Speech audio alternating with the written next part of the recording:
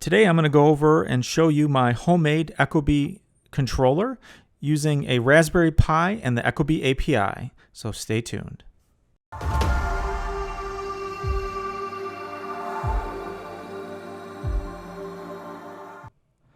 Hi, this is Andrew from T is for Tech. A few months ago I installed an Ecobee wireless thermostat, Wi-Fi thermostat system in my house. With two thermostats, one to control our upstairs and one to control our downstairs because we have a dual zone system in our house. And one of the things that my wife was asking me about was whether or not there was an ability to have a remote control for the upstairs temperature that was not our cell phone or Amazon Echo device. Instead, she wanted kind of something that would sit on the nightstand, and kind of during the middle of the night, she can reach over and turn the heat up or down, or the air conditioner up or down. And I did a huge search across the internet. I figured it, and really, like, somebody must make something like this, right? It seems like a common thing that people would want, a remote controller for the thermostat, for the Ecobee, that they can use without having to go to the device or use one of the other kind of voice or smartphone enabled things out there. And I did see there were a couple things with some smart remote controls and all of that can do it, but it really wasn't what I was looking for. Really I was looking for basically just a little box that I could have a couple buttons on, one to go move the temperature up and one to move the temperature down, and a little display that would show the current temperature and what the temperature was set at. So what I basically did, as you can see here in this picture, I got a little wooden box that I stained, and I used a Raspberry Pi Zero, which is a Raspberry Pi that's Wi-Fi enabled, pretty small, super small device.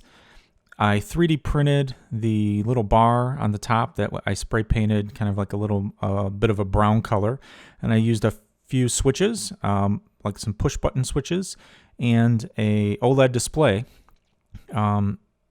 and that's basically it. So I kind of put this together, super simple because it's really just connecting the display, connecting the buttons, and then writing a small little Python script that would interact with the Ecobee API and do everything it needed to do. So here you can see, and I'm sorry if this is a little bit blurry, I was having a hard time focusing so close. Here's the box when it's on, and you can see I kind of set the temperature down to 69 from 70, and then there on the Ecobee website it changes, right? So it goes from 69 to 70, and then you can see I kind of change it down a little bit, and then I change it back up, back to 70.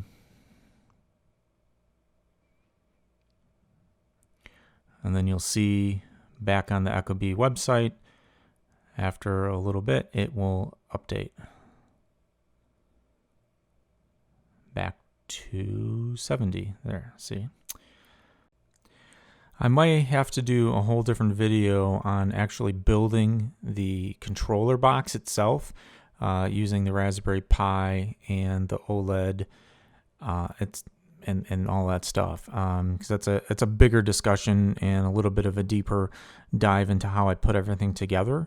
But assuming that you're toying around with Raspberry Pis and you understand how to connect up, buttons and the OLED and all of that. I mean, there's a whole other videos and good information on the Ecobee website, and there's those sorts of sites that you can take a look at for the actual hardware portion of it.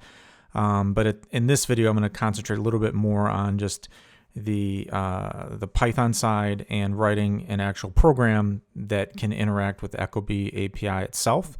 And to do that, you're going to need a few things. You're going to need, obviously, probably an Ecobee in your house if you're going to be kind of playing around with this. You're going to need a developer account, which if you just go to developer.ecobee.com, I'll show you in a second. You can sign up there and you basically create a developer account. You're going to need to create a developer application, so an application that people that have Ecobees can actually quote unquote install and then use. And then basically you'll have that application, which you'll get a client ID, then you can get some tokens and all that stuff, and we'll kind of go through that when I walk through the Python code.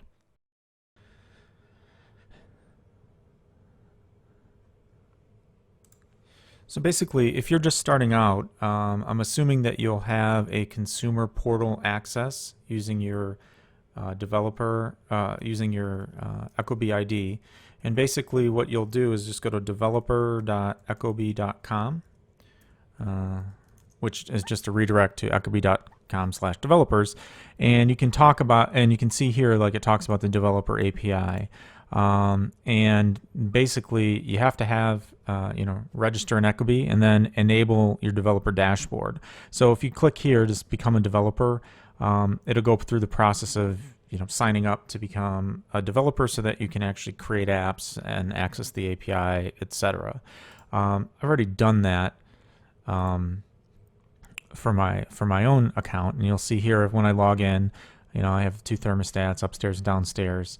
And if I go over here, you'll see I have a developer, basically a developer tab, as well as like apps tab, right? So if I go to developer, you'll see here is the new, here is the developer app that I created. It's called Raspberry Pi Ecobee. Basically, you need to have a name and a summary. So the name is that, the summary is Raspberry Pi based Ecobee remote control. There's an API key here that I've got partially grayed out just because I don't want anybody trying to access my this app and control my thermostat. But basically what you'll get is that, and I set it up to use the Ecobee pin authorization method, which I'll also take a look at in a minute and explain what that means. I just left the default app icon and just an optional description I did not fill in. So this is what you'll need to set up.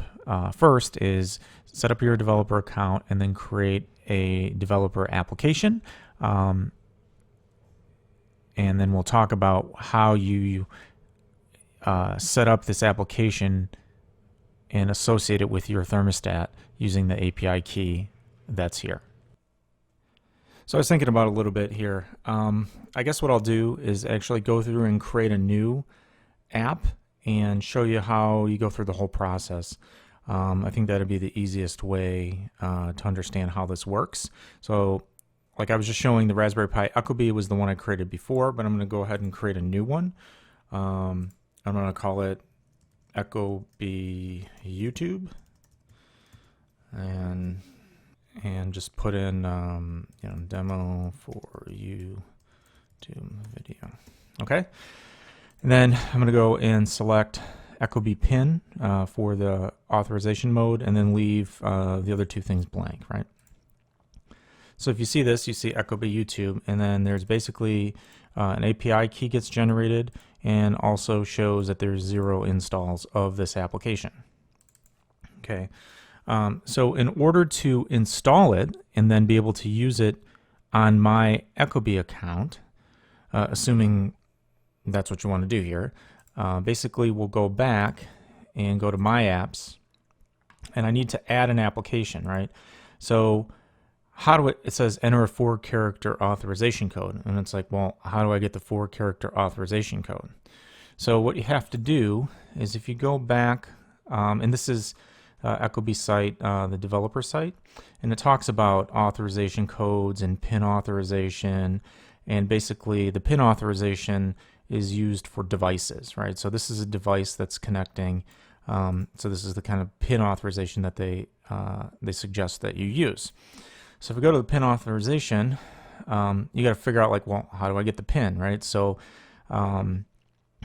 so here, if you read this again, it says the Ecobee pin authorization method is designed to support any third-party device, be it a mobile phone, tablet, desktop widget, or remote server, blah, blah, blah. It says the authorization method allows a third-party application to obtain an authorization code in a 4-byte alphabetic string, which then can be displayed to the user. So I need to get that pin so that I can go back here, or that code, and so I can enter it here. So actually, instead of using Postman as I was going to do, you can actually take a look at this. So if you go into the examples, and the common example, the first one is authenticating your app. And this basically shows you the OAuth flow that uses the pin code, and basically says first time your authentication, the client app, which would be the Raspberry Pi app that I have, wants to obtain a pin using the Ecobee API endpoint to get the code back, right? And then what I'll do is have to go to the sign-in portal and authorize the app with the pin, like that I was just showing you. So I forgot that they actually put this here. So if I get the API key and I put it here, okay, it'll give me a pin in the code, and the scope is smart right. That's what I was trying to find before. And so if I go here and say this TPFM, and I go back to my here, and I can add this TPFM, validate it, and it basically says you are adding the following application and authorizing it to access your Ecobee account or your Ecobee YouTube, and I just basically did this. So if I say add application, Ecobee YouTube right here, and basically had given me this code as well. So it gave me the pin and the code, and then I basically need to get the pin and do what I just showed you, and then basically I need to get an access token and a refresh token. So you can see to do that, I need to use the API key that I had pasted up here before. So the API key from the application that was added, and then the authorization code that you're going to use is the one that was given back with the pin. So if you go back here and say API key and authorization code, you submit that, and then you get basically your bearer token for the OAuth requests, and a refresh token. And these are the two tokens that you need to then use in the Python code to make the requests to the Ecobee API, basically on behalf of this authenticated application. So if you go back up here and you see that, so basically you obtain the access token with the code that you got back from the pin request. So then you see here it says access and refresh tokens are provisioned, and then you basically can use those to make requests to the Ecobee API endpoint, just as passing the token in the header of the requests. And then when that token expires, you can basically get a new token using the refresh token that it had given you, and then you'll get a new token back, and you can continue to use that. So we'll jump into the actual code in a second here to see how this all works. But basically, it's not super difficult, and I apologize for having a hard time to explain this because I forgot how I did it the first time around. But I just used this. I just used this site. I didn't use anything else in order to get that first set of credentials that I can then use. For the application itself. So the one thing I'll say is just if you're kind of confused, just read over. There's not a lot of information here to read to understand kind of the core concepts of authorization and then making the requests, and basically it outlines kind of all the different things that you need to know to interact with the API and your Ecobee. And the examples and the sample apps really help to kind of flush out how it all works.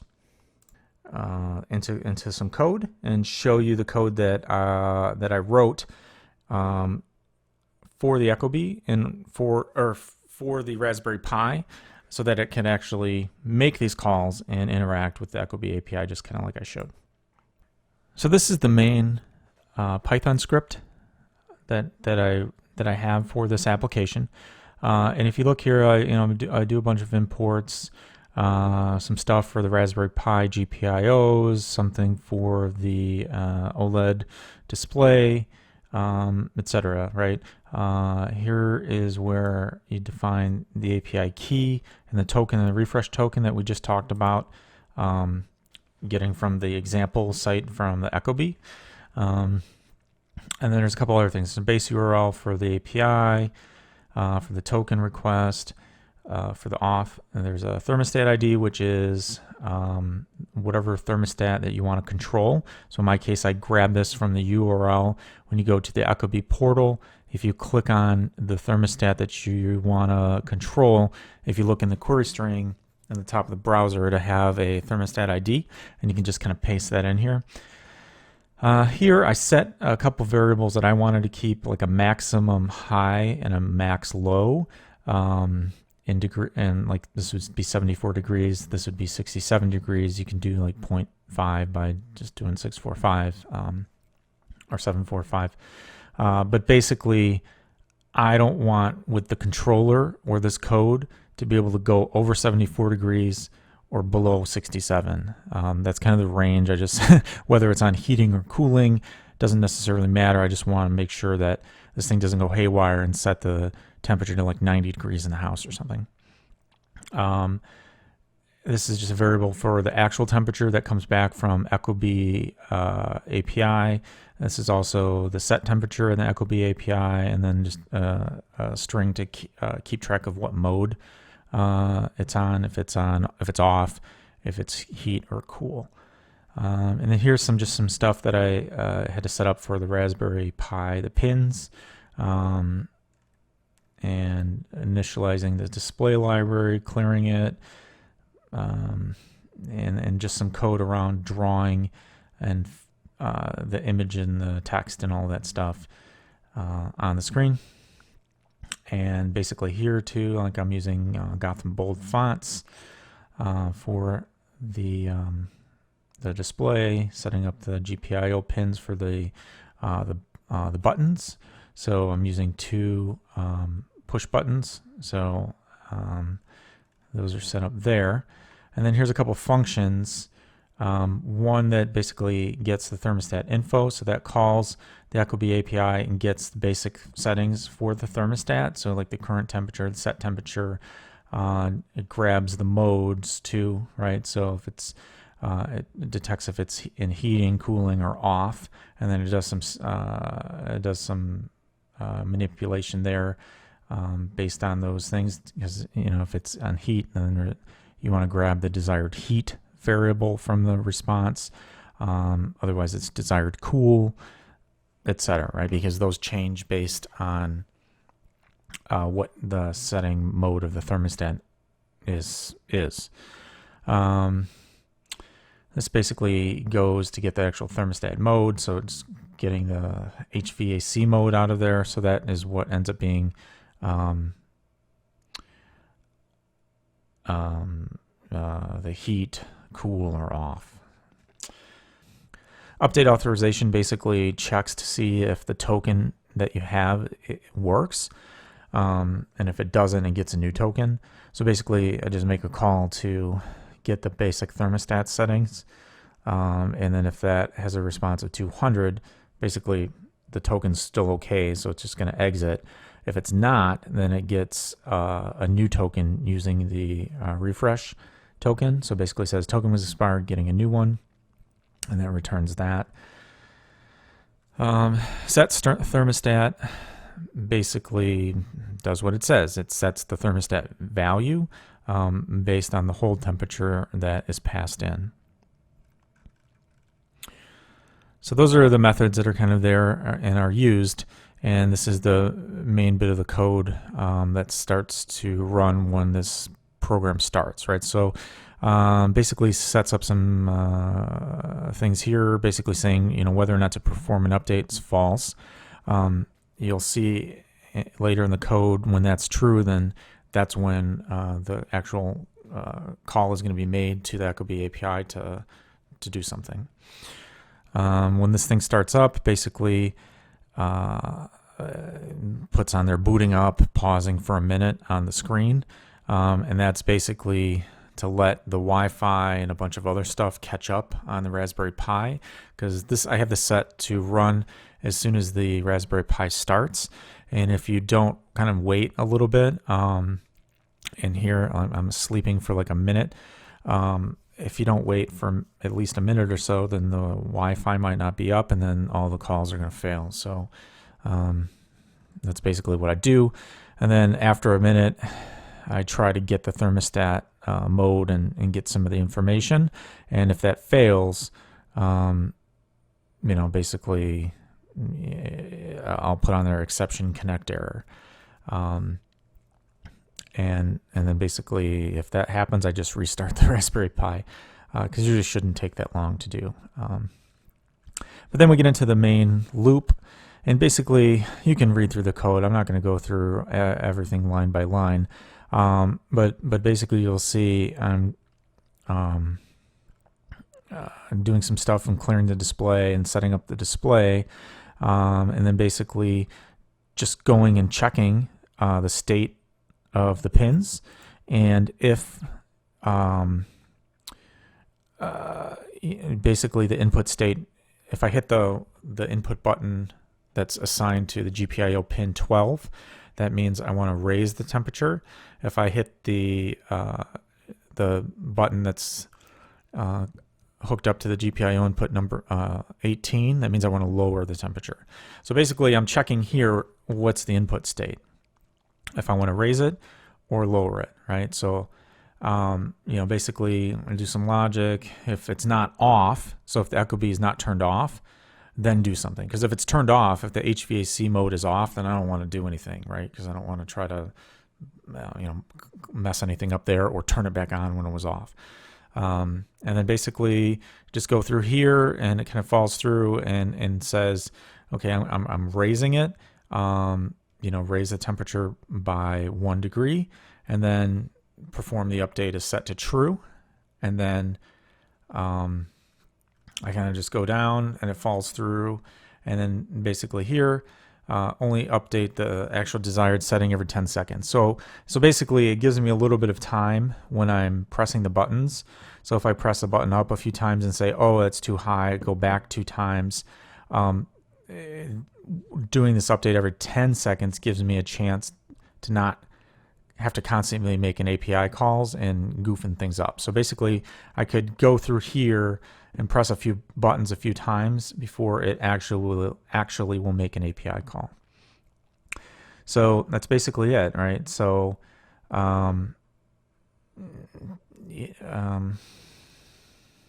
so raise and lower, and then make the call, and then every 60 seconds when this thing is active, I basically check the API again and grab all the information from the Ecobee to set on the display.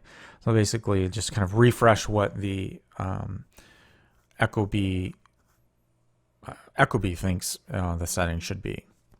So if, for instance, I changed the information at the thermostat itself, then that would reflect on this Ecobee controller, because it changed outside of the scope of this, and I reset some of the local variables to kind of keep track of that. And then if there's any exceptions, again, like mostly it's a connection error is what happens.